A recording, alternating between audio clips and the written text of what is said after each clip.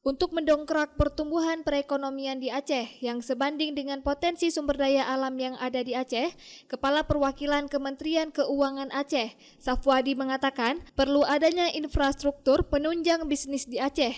Safwadi menyoroti lambatnya pertumbuhan ekonomi di Aceh lantaran kurangnya promosi dan infrastruktur penunjang lainnya, sehingga membuat para investor enggan berinvestasi di Aceh karena kesulitan dalam mengakses berbagai layanan yang dibutuhkan.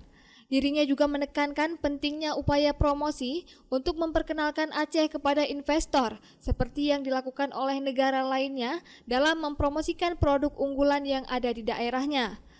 Safwadi yakin dengan melihat dan mencontohkan dari negara-negara lain dalam hal promosi, ekonomi di Aceh dapat berkembang pesat dan mendatangkan lebih banyak investor.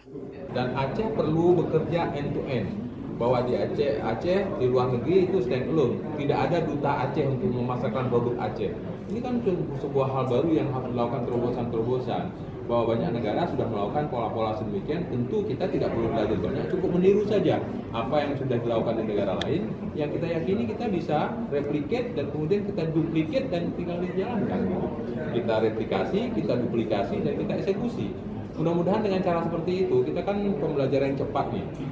Ya, kita nggak terlalu lama karena semuanya bisa diikuti. Kira-kira demikian ya. Dari Banda Aceh, Lala Nurmala melaporkan untuk Puja TV Aceh.